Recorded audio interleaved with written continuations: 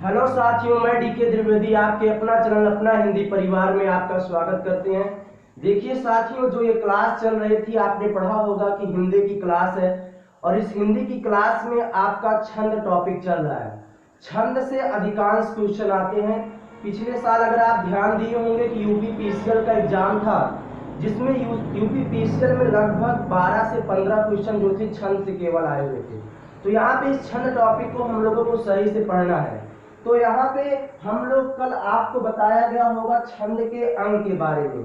कहने का मतलब छंद की परिभाषा में आपने पढ़ा होगा कि वर्ण, मात्रा, संख्या, क्रम, यति, गति, लय, तुक से जो बद्ध रचना होती है वो हमारी क्या होती है? छंद होती है।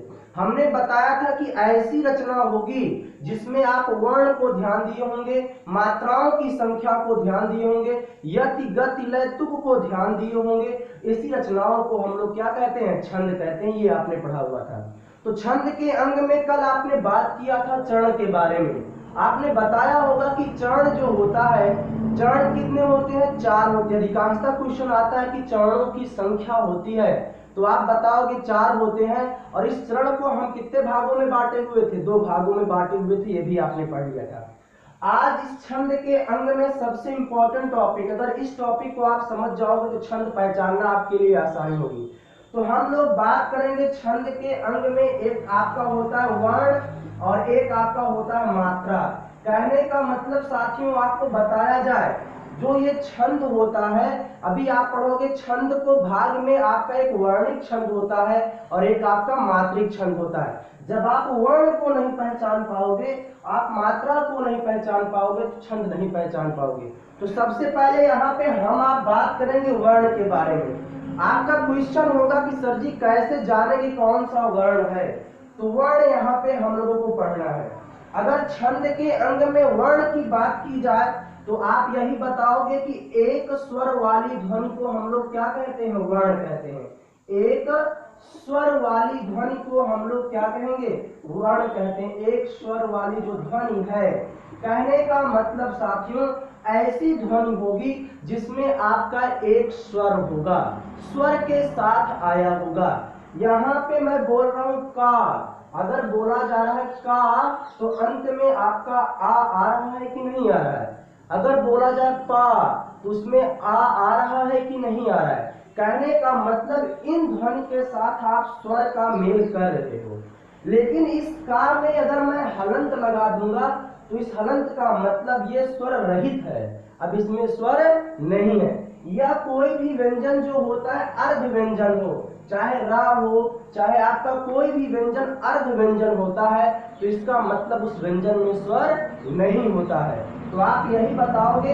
वर्ण अगर पूछा जाए कि छंद में वर्ण किसे कहते, क्वेश्चन आया हुआ भी है कि छंद में एक स्वर वाली ध्वनि कही जाती है, तो आप बताओगे छंद में एक स्वर वाली जो ध्वनि होती है वह आपकी क्या होती है? वर्ण होती है। तो वर्ण का मतलब एक स्वर वाली जो ध्वनि है वह आपका क्या है? वर्ण है।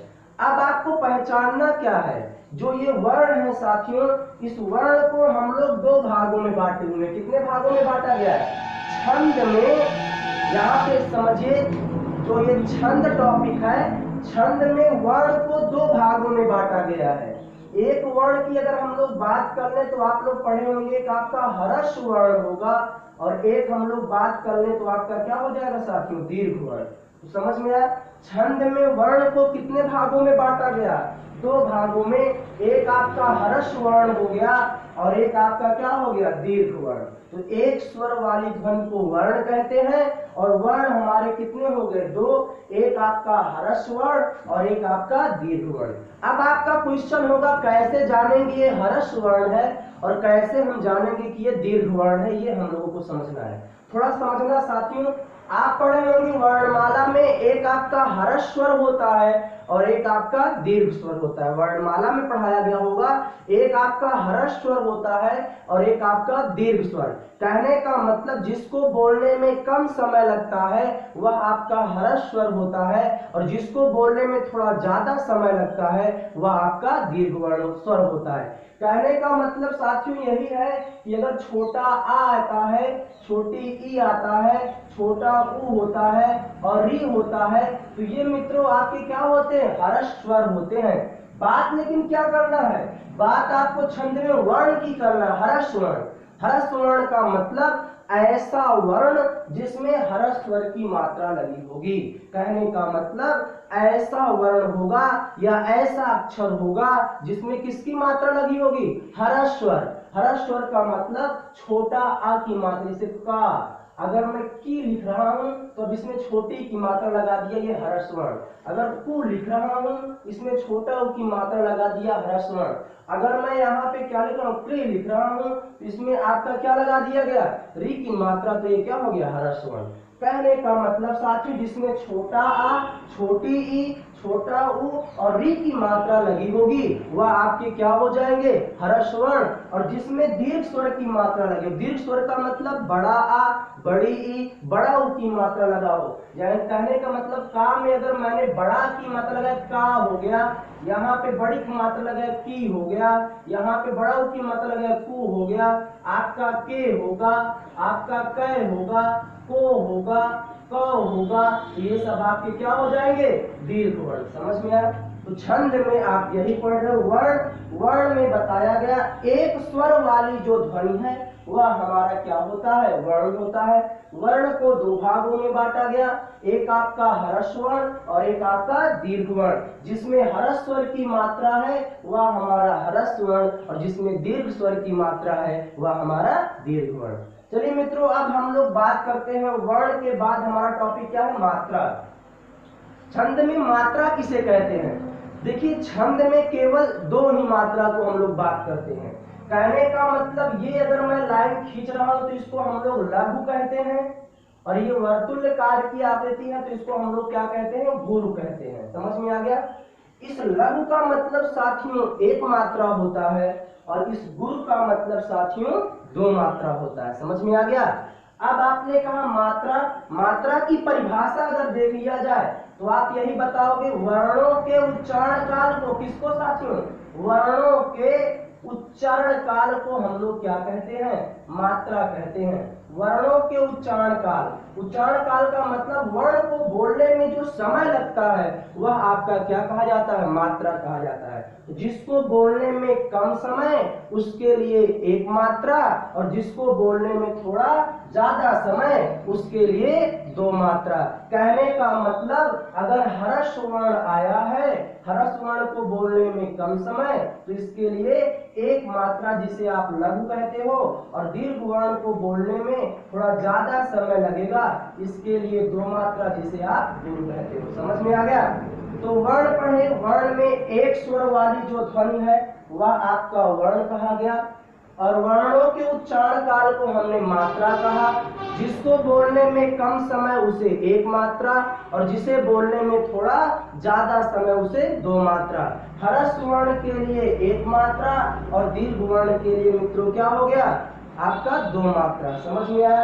अब आपका कुछ क्वेश्चंस और है, हम यहाँ पे बात कर लेते हैं क्वेश्चंस में। जैसे अब मात्रा कैसे लगता है, यहाँ पे लिखा गया हो आपका रहीमन पानी राखिए, रहीमन पानी राखिए। अब ये लगाया गया है। अब इस पंक्ति से मैं आपको बता दूं मात्रा कैसे लगेगा। रहीमन पानी राखिए, बिन पानी सब सुनना। अब मात्रा लगाना है। आप कहोगे सर जी यहाँ पे छोटा आ की मात्रा, छोटा आ छिपा हुआ है।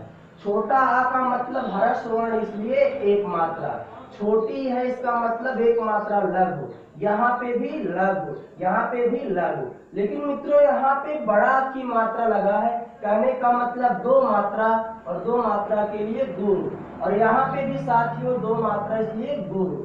अब रा में भी है तो गुरु, यहाँ पे भी एक और यहाँ पे भी दो। तो ये आपने मात्रा लगाना सीखा।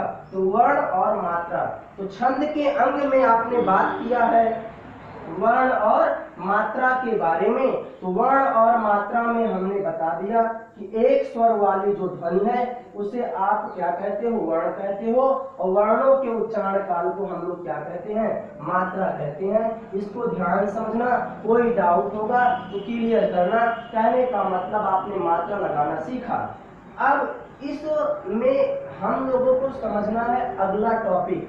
आप छंद की परिभाषा में कहा था कि वर्ण मात्रा संख्या क्रम यति गति लय तुक से जो बद्ध रचना होती है वह हमारा छंद कहा जाता है। तो हम बात कर लेते हैं आज यति के बारे में। और अब आप कहोगे, बहुत सारे लोग क्वेश्चन मन में चल रहा था जब मैंने परिभाषा बताया कि वर्ण मात्रा संख्या क्रम यति, यति का मतलब क्या होता है छंद में। क्वेश्चन बहुत इंपॉर्टेंट है आपके लिए।